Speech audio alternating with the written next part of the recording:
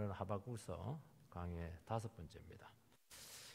제목이 조금 바뀌었습니다. 바벨론의 탐욕과 헛된 안전입니다. 이걸 이제 바벨론을 세상으로 바꾸면 됩니다. 세상의 탐욕과 헛된 안전, 아무 소용없다 하는 것입니다. 인간 문제의 근원은 가난도 아니고 병도 아닙니다. 인간 문제의 그 근원은 딱 하나입니다. 하나님이 주인 되는 것을 싫어하는 겁니다. 하나님이 주인이 안 되면은 내가 주인이 되는 겁니다. 그래서 자기가 자기 인생에 대해서 또 세상에 대해서 주인 노릇하는 데서부터 모든 문제가 다 나옵니다. 문제는 진짜 내가 주인이면 괜찮아요. 진짜 주인이 있으면 어떻게 하려는 겁니까? 쫓겨나는 겁니다. 그래서 사람들은 자기가 주인인 것처럼 주인이니까 그렇게 열심히 사는 거예요. 내 거니까. 하나님 건데 내 거니까 진짜 여러분 하나님 거라 생각하면 그렇게 살겠어요? 건강 다쳐가면서 그렇게 살겠습니까? 아니잖아요. 주인 걸 갖고 지 거라 생각하니까 그렇게 열심히 사는데 코피 터지고 파멸입니다. 얼마나 불쌍해요. 하나님 인정하고 하나님 내게 주었구나. 감사하면서 내 인생 살자. 이러면 하나님께도 영광이 되고 우리에게도 복이 되고 이웃에게도 축복이 될 텐데 사람들의 욕심이 너무너무 많습니다. 여기서 모든 인생의 문제와 사회의 문제가 생긴다. 그렇게 말씀하고 있습니다. 오늘 등장하는 이 바빌론이라고 하는 그 제국은 정말 어마어마한 나라입니다. 그래서 이 나라는 딱 한 가지가 문제였어요. 전 세상에 지건 줄 알았습니다. 주인 없는 땅이라 생각을 했죠. 말뚱만 박으면 지거라고 생각한 거예요. 그래서 힘을 가지고 막 보이는 대로 다 닥치듯이 다 점령을 했습니다. 그러니까 막 부가 막 급격하게 쌓이게 되고 온 땅을 다 차지하게 되고, 그리고 많이 가진 사람들 특징이 뭐냐? 안전책을 써야 됩니다. 요새를 만들어야 돼요. 왜 뺏어가면 안 되니까. 우리 같으면 나눠주면 좋겠는데 안 그래요. 독재자들 얼마나 경호원들 많이 데리고 다니는지 모릅니다. 불안하니까. 그러니까 일할 필요도 없고, 왜냐하면 가가지고 뺏으면 되니까요. 약탈 경제잖아요. 약탈 경제.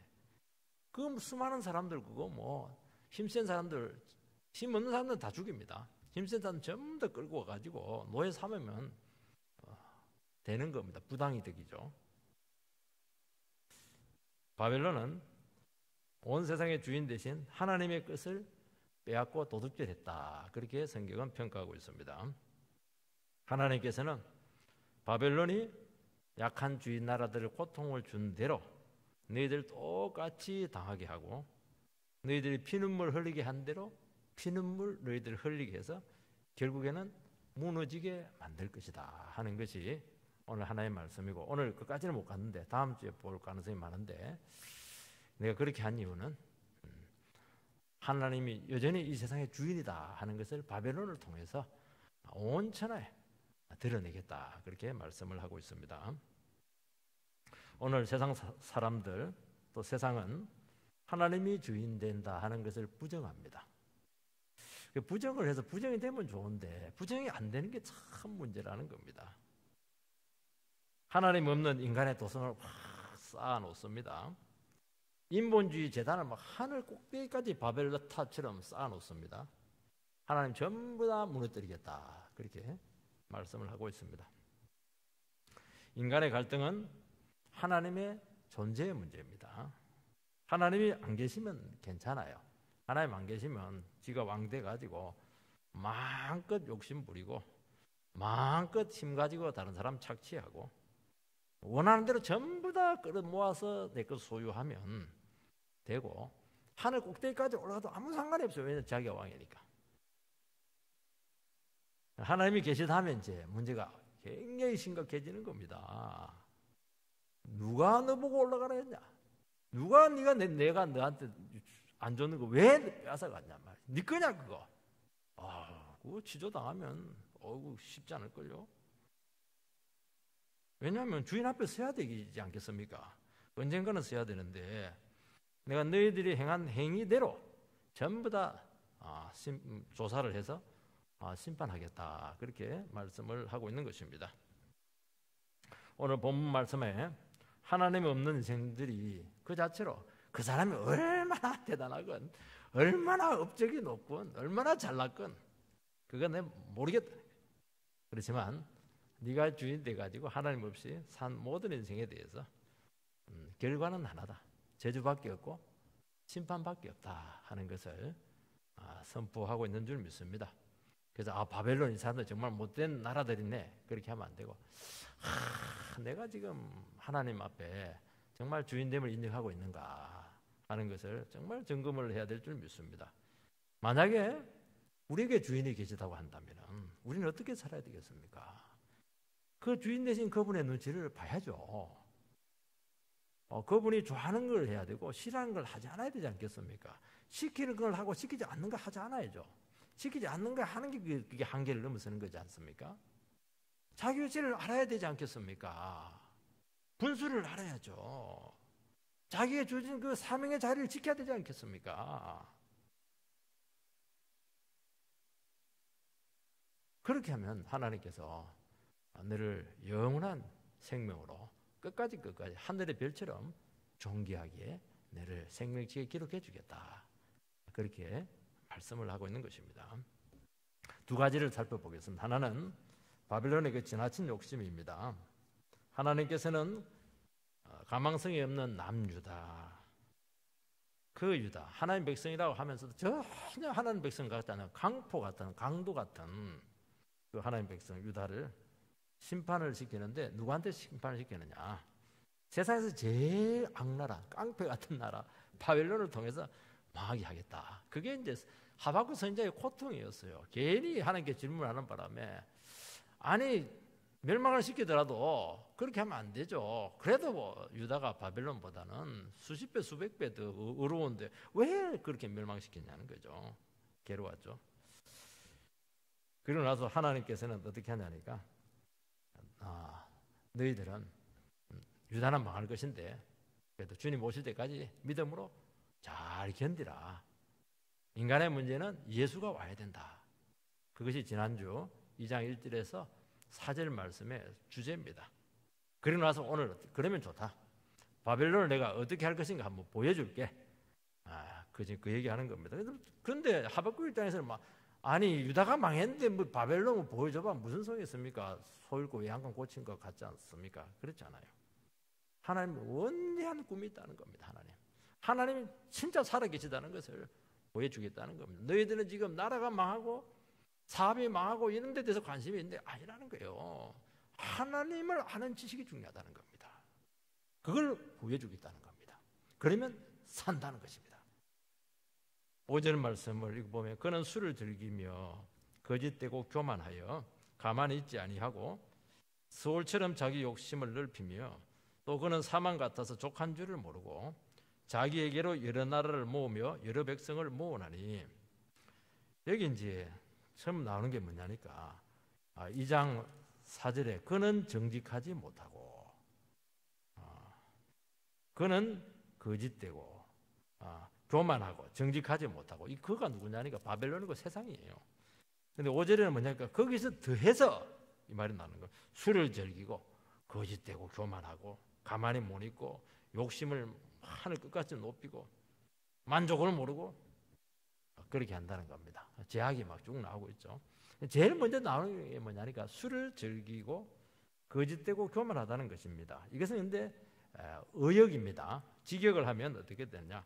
술은 교만한 자를 넘어뜨린다. 그게 이제 우리로 말하면 쉽게 해석한 그런 뜻입니다.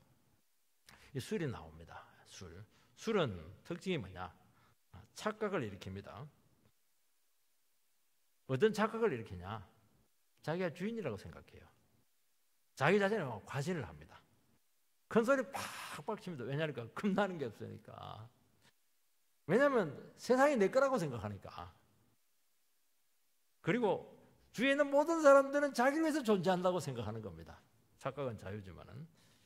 그리고 막 설칩니다. 큰 소리 팍팍 치고 그렇게 합니다. 술이 깨고 나면 아무것도 아닙니다. 대에 있는 거 하나도 없고요. 큰 소리 친 그 추태만 딱 남아가지고 그렇게 부끄러울 수가 없어요. 추태를 부렸네요. 이 술주정뱅이야. 이렇게 하면서 욕밖에 듣지 못하는 겁니다. 사람들이 술을 먹는 이유는 고민이 많아요. 인생이 괴로운 겁니다. 해소할 방법이 없는 거예요. 술을 먹으면 일시적으로 잊어버리게 됩니다. 그때는 좀 행복해요. 술에는 뭐가 있냐니까 체면 효과가 있고, 술은 사람을 순간적으로 바꿉니다. 평소에 말이 없던 사람이 말이 많아지고요. 평소에는 행동을 안 하고 소극적인데 그냥 팔 걷어가면서 그냥, 그리고 절대로 돈 안 쓰는 사람인데 돈 팍팍 쓰고 이렇게 해요. 물론 이제 술 깨면 이제 속이 쓰리죠. 피 같은 돈을 내가 썼나 이렇게 하면서 책임질 수 없는 행동을 하는 겁니다. 그걸 뭐라고 하냐? 객기를 부린다 그렇게 하는 겁니다. 술은 촉진제가 아닙니다. 우리는 술은 담대지고 이러니까 대담하고 이러니까 촉진제다 그렇게 하는데요. 술은 억제제입니다. 억제제. 행동을 억제를 하고 감각을 굉장히 둔하게 만들고 판단을 그르치게 합니다. 억제제요. 술 충만하고 성령 충만하고 비교를 하는데요. 성령 충만은 그렇죠. 행동을 굉장히 예민하게 합니다. 민첩하게 해요. 감각이 막 살아나요. 판단이 쫙 합니다. 성령님. 그래서 술 충만하지 말고 성령 충만해라. 그 말이게. 그러거든요. 술 먹고 있으면 안 돼요. 술 먹고 있으면 안 돼요. 왜냐하면 성령 충만하면 완전히 우리 전인격 자체가 하나님께 완전히 사로잡히거든요. 주님께서 말한 대로 순종하는 겁니다. 그래서 성령 충만을 받아라. 그렇게 말하는 것입니다. 그리고 술을 먹으면 생각을 아주 단순하게 만듭니다. 어떻게 단순하게 만드느냐? 자기 중심으로 모든 것을 생각하게 돼요. 자기밖에 생각을 안 하니까 단순해지는 겁니다. 사람이 살아가면서 고민하고 힘들어하는 이유는 세상이 간단하지가 않아요. 단순하지가 않아요. 만만하지가 않아요. 고려해야 될 것이 너무너무 많은 거예요. 이거 하면 여기가 걸리고 이거 하면 저기가 걸리고 다 걸리는 거예요. 이게. 고통과 고민은 당장은 괴롭지만은 현실을 딱 직시하게 하고 현상을 제대로 보게 합니다. 암이 무서운 이유는 고통이 없어서 그렇거든. 자각증세가 없기 때문에 그렇게 하는 거예요. 미리 자각증됐으면 다 대처를 하지 않았겠습니까? 딱 나타나면 끝난 거예요. 그래서 암이 무서운 겁니다. 우리에게 있는 인생의 고통과 아픔이라고 하는 것은 현실을 제대로 딱 보게 하는 거예요. 정상이 있으니까 치료를 하지 않겠습니까? 그래서 이 정상을 가지고 하나님 말씀 앞에 나오고 그 문제를 가지고 기도하고 하나님 앞에 응답하고 풀어내고 막 고민하고 십자가 앞으로 가져가고 이렇게 하면서 인생을 하나씩 풀어내고 내 인생을 정리를 해나가고 앞으로 전진을 할 수가 있는 것입니다. 그러니까 모든 것이 하나님 중심으로 정리가 될 때 그때 하늘의 평안이 임하게 되고 삶이 단순해지게 되고 간단 명료해지게 되는 것입니다. 근데 술은 단순하긴 단순한데 하나님 중심이 아니고 철저히 자기 중심이에요. 잊어버려. 골치 아픈 건 다 잊어버리고 신경 쓰기 다 잊어버리고 좋은 것만 딱 생각을 하고 그렇게 하는 것이죠. 그러니까 인생이 더 엉망이 되는 것이고 사고 뭉칩니다. 그게 괴물 아닌가요? 그게 괴물이 되는 겁니다. 그래서 여기 가서 쳐박고 저기 가서 쳐박고 나중에 팍 쳐박아 버리고 그게 이제 술 충만의 인생인 것입니다. 우리는 그러지 않아요. 우리도 어려움이 있고 아픔들이 있지만은 하나님께 나가서 맡길 것은 맡기고 회개할 것은 회개하고 버릴 것은 버리는 것입니다. 여기서 강력한 영적인 능력이 나오게 되면서 어떤 인간의 난관과 그런 장애도 전부 다 극복을 해낼 수 있게 된다는 것입니다. 바벨론은 술 취한 사람처럼 크게 착각했어요. 세상이 주인 없는 땅이라고 여긴 것입니다. 왜냐하면 자기들은 힘이 세니까 힘센 사람이 다 차지하면 된다는 것입니다. 그래서 그들이 한 것은 뭐라고 되어 있냐니까. 뭐라고 되어 있습니까? 그들이 한 것은 집안에 가만히 있지 못하고 자꾸 밖으로 나간다는 것입니다. 그리고 욕심을 서울처럼 부리고 있다는 것입니다.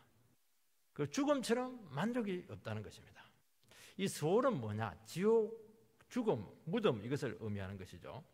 이 죽음이 나온 것을 보니까 이 바벨론 사람들이 사람들을 많이 죽였다는 것을 알 수가 있습니다. 여러분, 사람을 죽이려면 어떻게 해야 됩니까? 면정치로 못 죽입니다. 사람을 죽이려면 미쳐야 돼요. 미쳐야 됩니다. 그리고 그렇게 잔인해질 수가 없습니다. 잔인해야 됩니다. 욕심은 끝이 없습니다. 욕심을 부리게 되면 코스가 뭐냐? 사람이 피도 눈물도 없는 아주 악독한 사람이 되는 것입니다. 사람이 욕심이 있을 때는 참 천사 같아요. 법이 없어서 살 것 같은데 딱 욕심을 딱 내는 순간 사람이 바뀌어요. 참 매정할 수가 없고 참 정말 피 한 방울, 바늘로 찔러도 피 한 방울 나지 않다니까요. 사람이 그렇게 욕심이 많으면요. 냉혈한이 되는 것이지 않습니까? 여러분, 돈 때문에 왜 가족을 죽이고 자식을 죽이고 유산이 그 뭐라고 해서 형제끼리 칼부림이 나고. 짐승은 그렇게 안 해요. 짐승은. 인간의 탐욕은 얼마든지 그렇게 해요. 사람을 완전히 얼마나 돌변하는지 모릅니다. 여러분, 세상의 탐욕은 채워도 만족을 주지 못하다 보니까 만족이 없으면 어떻게 해요? 만족할 때까지 닥치는 대로 그냥 끌어모으는 겁니다. 그래서 세상에 좋은 것은 어디에 있느냐? 세상에 좋은 것은 바벨론에 다 있어요.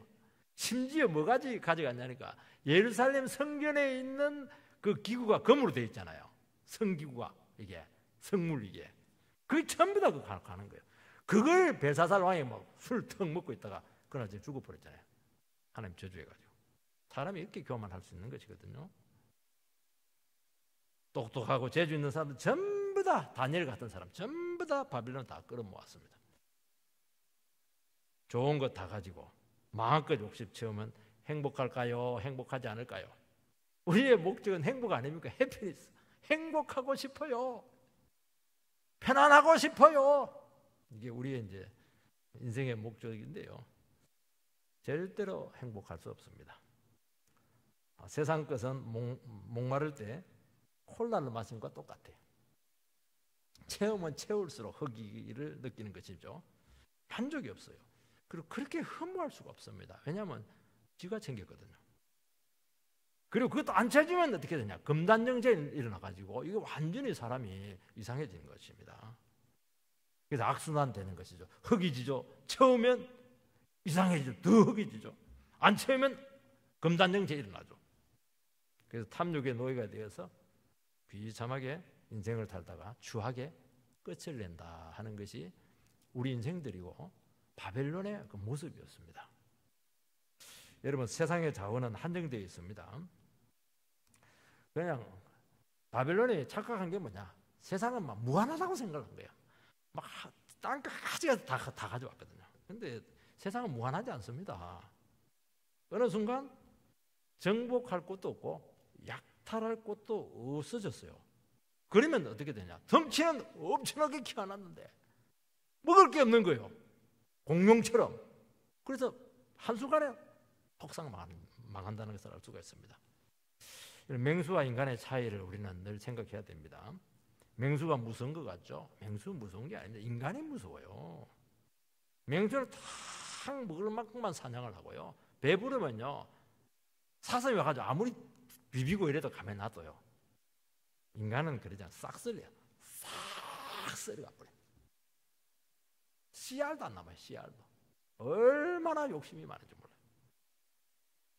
자연 파괴, 생태계 교란. 결국에는 그것이 인간의 고통과 죽음으로 되돌아온다는 것입니다.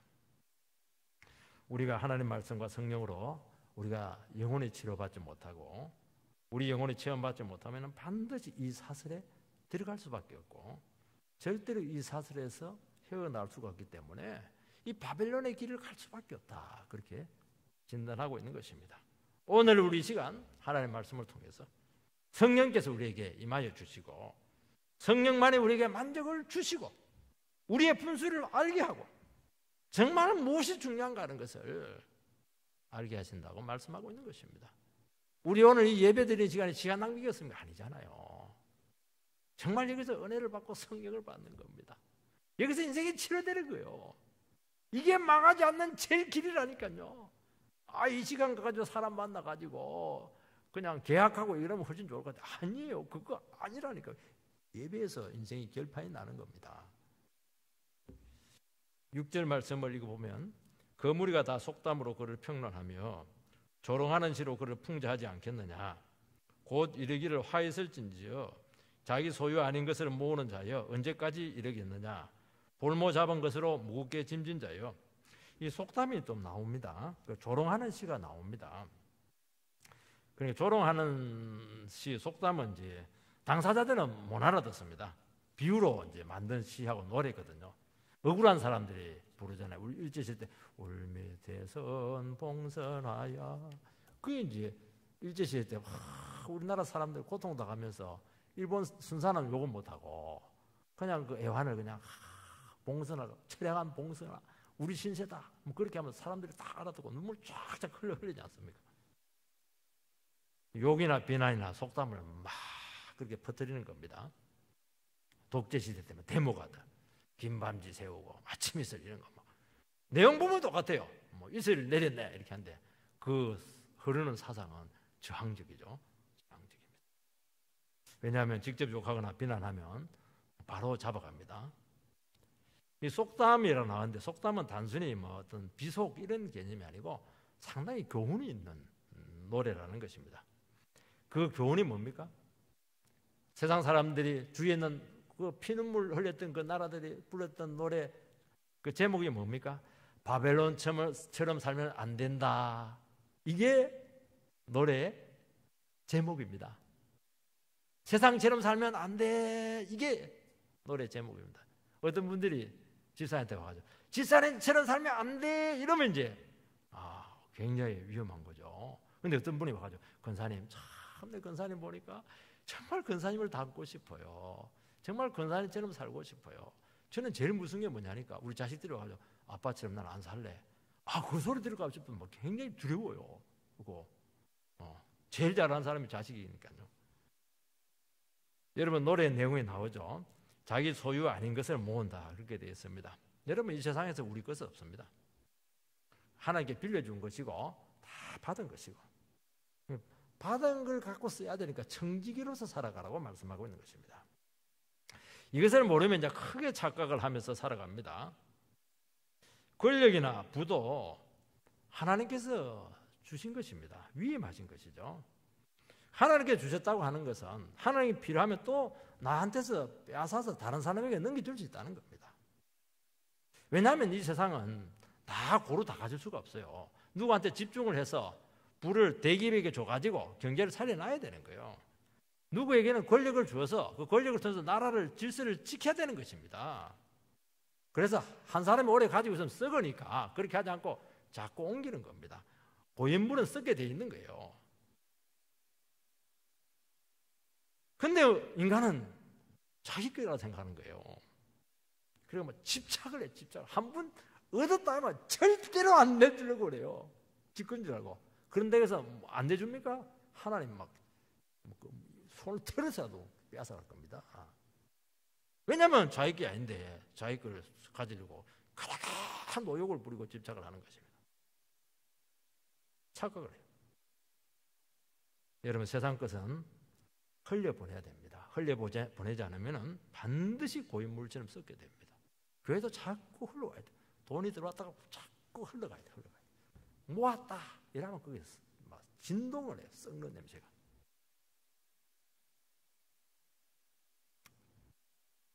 온갖 악취가 난다는 것입니다. 여러분 사람의 욕심은 착각을 하게 합니다. 내가 오래오래 가지고 있으면 내 것이라고 착각을 해요. 많이 모아두면 내가 주인인 것처럼 잘못 생각하고 있는 겁니다. 여러분 이 세상에서 우리 것 하나도 없어요. 그 증거가 뭡니까? 갈 때, 주님께 갈 때 맨몸으로 갑니다. 맨몸으로. 옷도 못 입어요. 옷도 못 입어요. 다 내놓고 가야 돼요. 그거 없어요. 배우자도 내 사람입니까? 아닙니다, 여러분. 착각하는 거예요. 천국 갈 때까지 외로우니까 또 주의 사명을 감당해야 되니까 귀한 동력자로 친구로 주신 것입니다. 근데 막 내 소유라고 생각하는 거예요. 내 뜻대로 다 해주라는 거예요. 아유, 그 심판 받습니다, 그거. 친구로, 동력자로. 그러면 어떻게 해야 됩니까? 당신이 있기 때문에 내가 존재하는 거예요. 당신이 있기 때문에 내가 사역을 하는 것이고, 당신이 있기 때문에 내가 의미 있는 삶을 사는 거잖아요. 그 연약하고 부족한 것들을 채워주고 감당하고 이렇게 하라는 겁니다. 여러분, 내 몸이 여러분 것인 줄 생각합니까? 아니에요. 어떤 분들은 자기 몸을 막 신주 따지 못하지 뭐 얼마나 아끼는지 몰라요. 참. 이 몸은 남을 위해서 잘 쓰라고 하나님께서 빌려준 겁니다. 한 70, 80대면 반납해야 돼요. 하나님 내줘야 돼요. 그 몸 그냥 팍팍 쓰세요. 이 몸은 얼마나 위대한데 뭐 죄를 지으려면 이 몸 가지고 얼마나 더러운 죄를 많이 짓는지 모르는데요. 은혜 받아가지고요. 사랑을 위해서 쓰면요. 천사를 능가하는 높은 기능을 발휘하는 것입니다. 그래서 이 몸이 우리가 죄의 병기였는데 변하여 의의 병기가 되었다. 로마서 6장에서 말씀하고 있는 것입니다. 이번 볼모 잡은 것으로 무겁게 짐진 자여 그렇게 되어 있습니다. 약탈한 것으로 부욕해 된 것이 무거운 짐을 진 것 같다. 그렇게 말씀하고 있습니다. 이게 이제 좀 더 다른 번역을 보면 무거운 진흙을 진 것 같다. 그렇게 한 겁니다. 약탈한 거 금, 막 그냥 온갖 좋은 거 다 갖다 놨는데 뚜껑을 열고 보니까 진흙이라. 진흙은 뭐 세상에 돈 안 되고 그 치우는 거 힘들고 엄청 무거워요 그거. 막 동그랗게 다 끌어모았는데 진흙이라. 무거운 진흙. 아우 정말. 여러분 땀 흘리지 않고 남의 것 빼앗고 끌어모은 것은 인생에 도움이 될 것으로 생각을 하는데요. 큰 착각입니다. 진흙입니다. 무거운 짐. 인생의 부담만 주게 될 것입니다. 우리는 인생의 무거운 짐을 지고 지금 살아가고 있습니다. 왜 인생의 무거운 짐을 지고 살아가느냐 하면은 내가 다 할 수 있다고 생각하는 겁니다. 왜냐하면 내가 주인이니까. 내 힘으로 살아가야 되겠다. 여러분 그렇게 결심하는 순간 인생의 무거운 짐이 여러분 양어깨에 확 내리누르게 될 것입니다. 주님께 내 인생을 맡기면 놀랍게 가벼워지게 될 것입니다. 여러분 자식 문제를 내가 지고 가려고 하면은 절대로 감당하지 못합니다. 주님께 맡기면은 내 짐이 가벼워질 뿐만 아니라 그 짐을 질 수 있는 방법을 가르쳐 주겠다고 주님께서는 말씀하셨습니다. 그 진짜 무거운 짐은 주님이 대신 다 져주실 것입니다. 그러니까 너에게 힘이 온다는 겁니다. 여러분요 주님께 우리 인생의 짐을 맡기지 않으면 쉴 수가 없어요.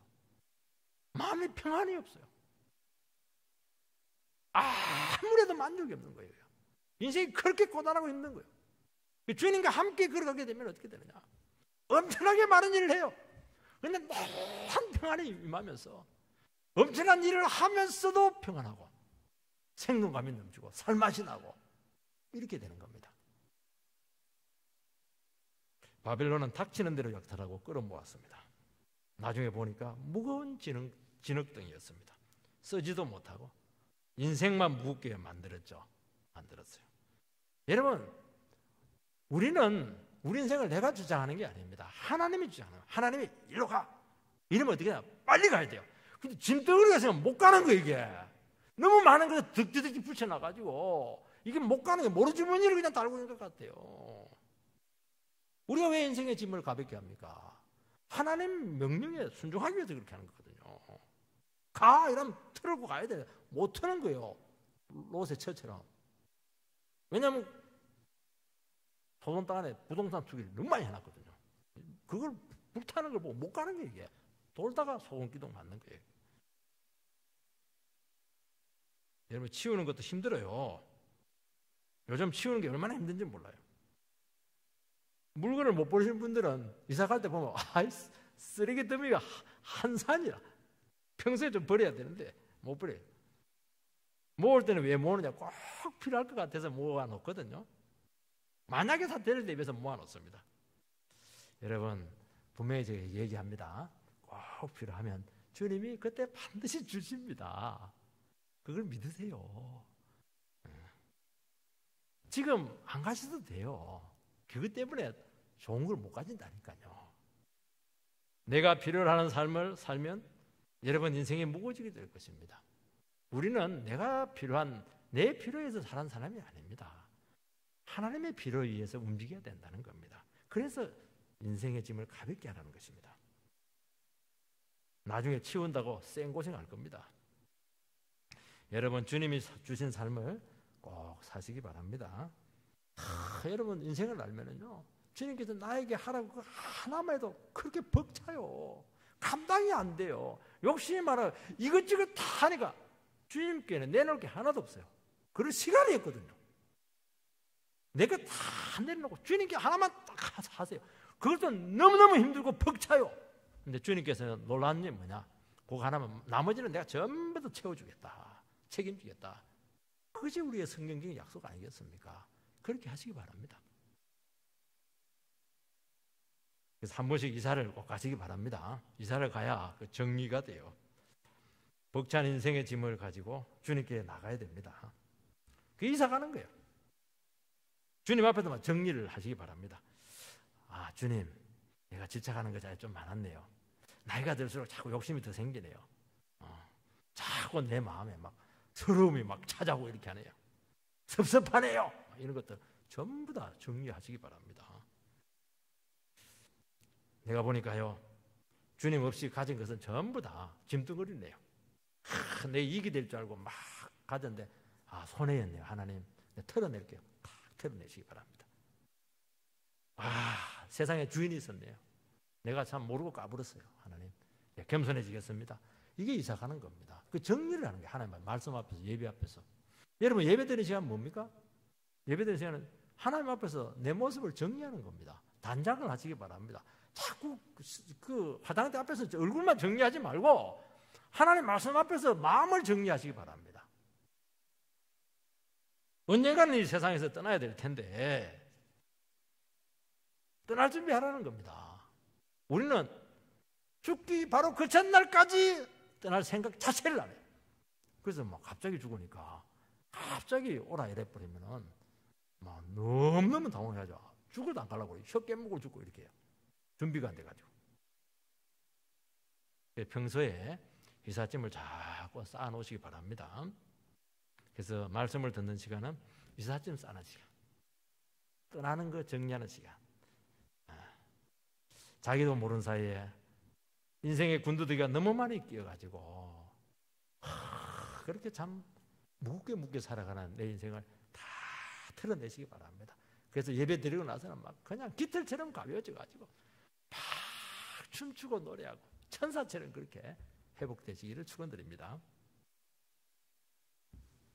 7절 8절 말씀을 보면 너를 억누를 자들이 갑자기 일어나지 않겠느냐, 너를 괴롭게 할 자들이 깨어나지 않겠느냐, 내가 그들에게 노략을 당하지 않겠느냐, 내가 어려운 여러 나라를 노략하였으므로 그 모든 민족의 남은 자가 너를 노략하리니 이는 내가 사람의 피를 흘렸음이요 또 땅의 성읍에 그 안에 모든 거민에게 강포를 행하였음이니라 하리라. 바벨론은 강한 힘을 가져서 느끼지 못하고 있을지 모르겠지만은 그들 주위에 있는 모든 나라들이 전부 다 바벨론의 잠재적인 적이었다는 것입니다.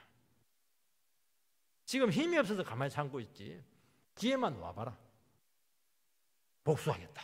그런 나라들은 꽉 차 있어요. 여러분 사람이 억울한 일을 당하면 여기 보면 뭐라고 되어 있습니까? 깨어난다. 깨어나지 않겠느냐? 사람이 깨어나요. 사람이 서로 사랑하고 서로 막 이렇게 위해주고 살고 이렇게 하면 사람이 그게 부드러워져요. 그런데 딱 억울한 일을 당하죠?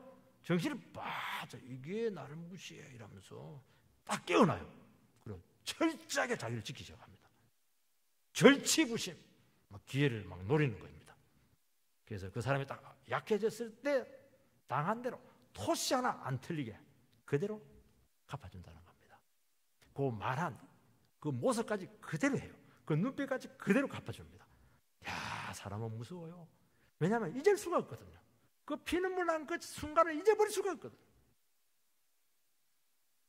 여러분, 욕심을 부리면은 일시적으로 강해질지 모르지만은 스스로 무덤을 파는 꼴이 된다는 것입니다. 그래서 우리가 늘 얘기하잖아요. 원수를 만들지 말라. 그렇게 하는 이유가 여기 있는 것입니다. 원수들은 약하기 때문에 평소에 가만히 있어요. 그런데 내 인생의 결정적인 순간에 딱 나타나가지고 나의 발목을 탁 잡고 무너지는데 거기서 인생이 끝나는 겁니다, 여러분들. 그래서 누가복음 16장에서 불의한 재물로 친구를 사귀라고 하잖아요. 그들이 막 재물 자체가 불의한 건 아니에요. 가치 중립적인데 천국의 가치에 비해서는 불의한 겁니다. 천국의 뭐 복음 있는 거 말씀에 대해서는 불의한 거예요. 그렇지만 그걸 친구를 사귀라는 거예요. 왜요? 그래 친구들이 네가 어려울 때 환영을 한다는 겁니다. 그래야 된다는 거예요. 이 세상에서도 어떻게 살아야 되느냐? 세상 논리로 살지 말고 천국의 논리로 살아라는 거예요. 천국의 논리가 뭡니까? 힘들고 어려울 때 도와주고 그 재물 가지고 은혜를 베풀어주고 이렇게 하면은 막 주위에 있는 사람들이 원수들이 아니고 전부 다 동력자들이에요. 어려울 때 어떻게 하면 막 벌떼처럼 달려들어가지고 도와줄게 이래야 인생이 되는 것이죠.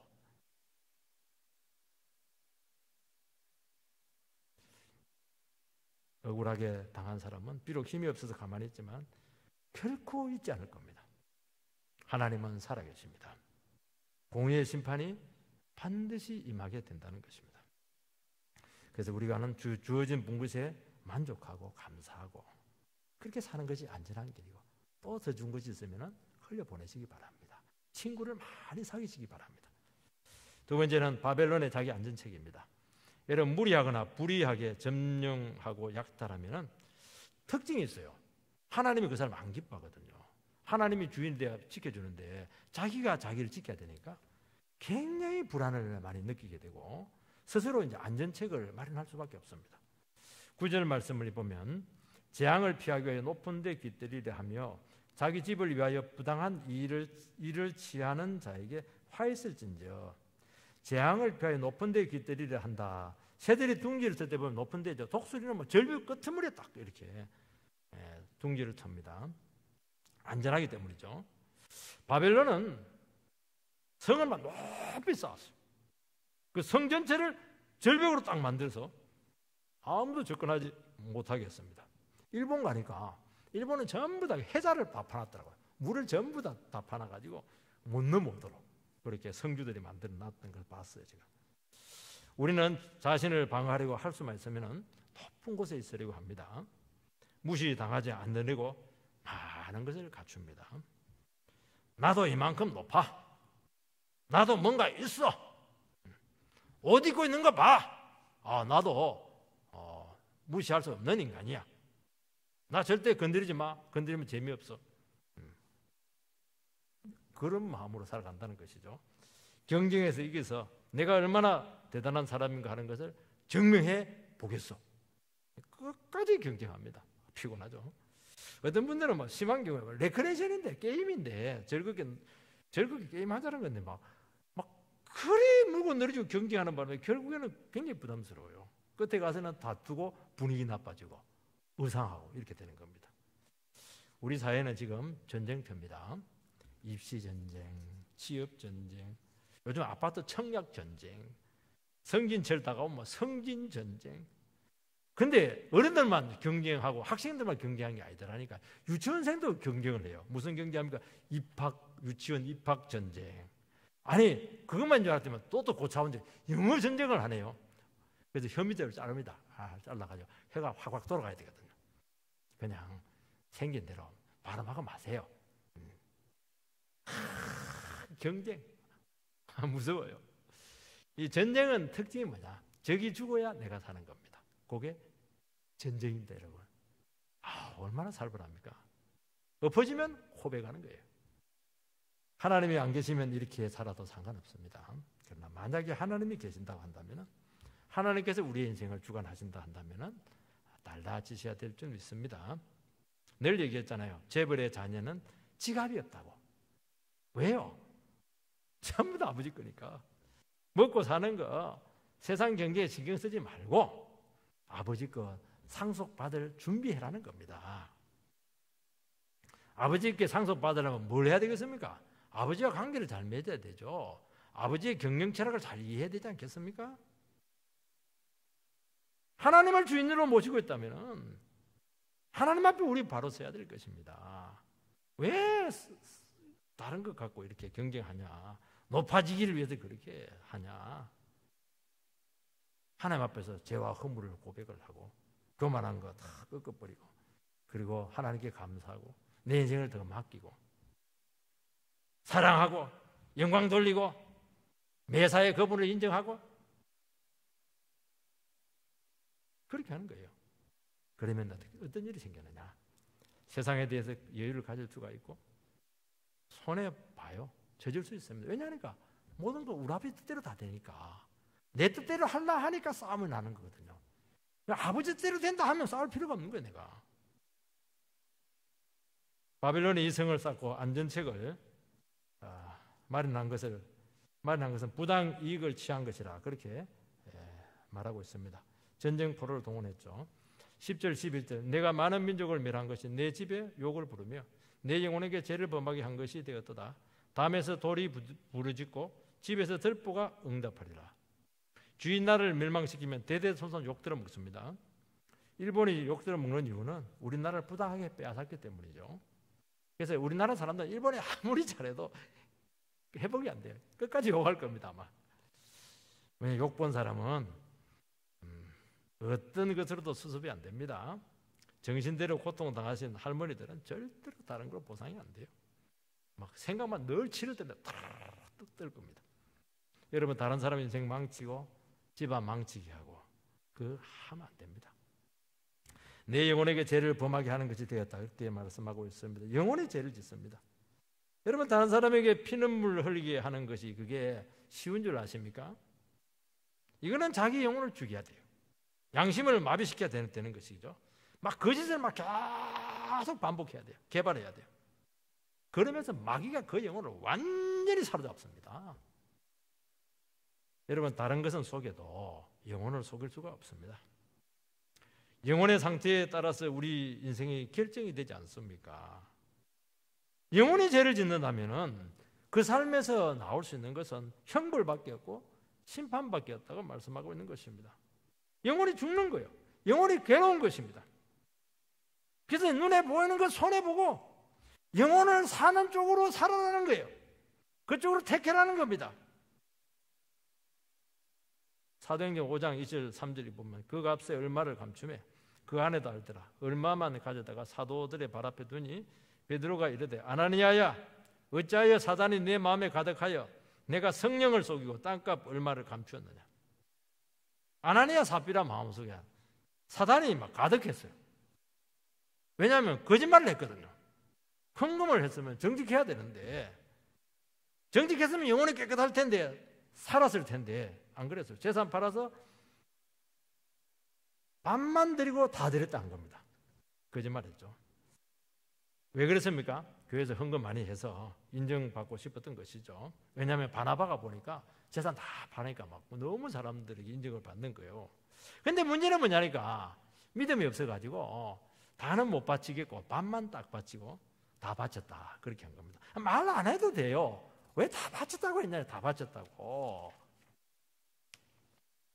그리고 말하더라도 막 조금 바쳤습니다. 이 말만 해도 돼요. 그거는 거짓말 안 했잖아요. 재산 전부를 다 바쳤다고 이렇게 한 겁니다. 여러분 이 말이 나올 때까지 얼마나 이 부부가 괴로웠겠습니까? 마귀가 그 부부를 얼마나 그냥 쥐털었겠습니까? 충동질했겠습니까? 그 악한 생각이죠. 악한 생각. 둘 중에 하나만 정신을 차렸어도 살 텐데 똑같았어요. 부부가 똑같았어요. 너희들이 성령을 속이려고 했느냐? 성령이 하나님의 마음인데 우리의 마음을 감찰하는데 어떻게 양심을 속이고 헌금을 속이고 교회를 속이려고 했느냐? 여러분 성령의 소리에 귀 기울이시기 바랍니다. 교회는 성령의 공동체예요. 그 만약에 초대교회 그 위선이 용납되었으면 교회마저 딱 죽는 겁니다. 부흥이 꺼지는 거예요. 그래서 하나님께서는 바로 심판했던 것입니다. 오늘 우리 시간 주님 앞에 우리 자신들을 드리게 되기를 소망합니다. 주님 앞에 우리 자신들을 내어놓고 하나님 내 인생을 인도해 주십시오. 믿음으로 고백할 때 하나님께서 우리 인생을 최고의 가치 있는 아름다운 인생으로 이끌어 주실 줄 주의 이름으로 축원드립니다.